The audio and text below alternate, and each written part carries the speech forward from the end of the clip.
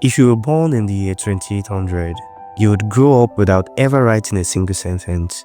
No diary, no handwritten notes, no letter to someone you loved. And no one around you will think that was strange. This is not the story of how writing ended. It's the story of what disappeared with it, and why nobody noticed when it was gone. For most of human history, writing was not decoration. It was effort. You had to stop, sit down, think. Writing forced people to decide what they actually meant. You wrote when something mattered enough to preserve, when memory alone wasn't enough, when you needed to understand yourself. That struggle was the point. Writing didn't vanish overnight. It became unnecessary. People no longer had to remember. Systems remembered for them.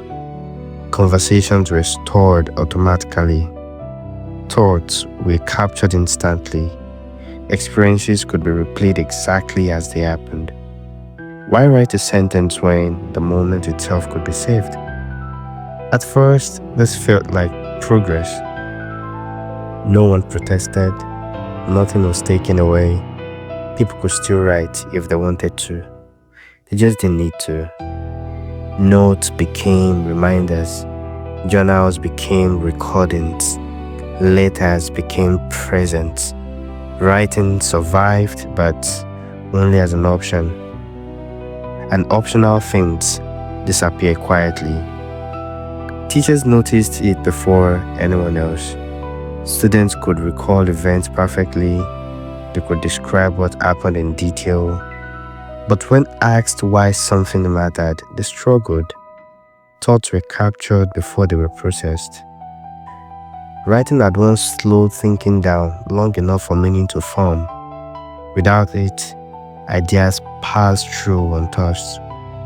By the 2800, an entire generation had grown up without ever writing for clarity. They didn't write during grief. They didn't write when confused. They didn't write to make sense of themselves. They spoke. They recorded. They moved on. They remembered everything and reflected on almost nothing. The archives tell a strange story. Earlier centuries left behind letters filled with doubts, contradictions, unfinished thoughts.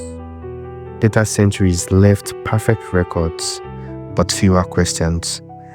Writing had once forced people to sit with uncertainty. Now, uncertainty passed too quickly to leave marks. One individual refused to stop writing by hand, not for storage, for thinking. She wrote when overwhelmed, when unsure, when she didn't know what she believed yet. When asked why she still wrote, she said, "Writing tells me what I actually think." When she died, her notebooks were archived. No one followed her example. So humans didn't lose intelligence. They lost the pause between thought and action. Writing had once been that pause, the place where ideas slow down long enough to become understood. The generation that never wrote remembered everything, but understood less of it, because memory can store experience, but writing once taught humans how to live with it. This archive records ordinary human practices that quietly ended, not because they failed, but because convenience replaced effort.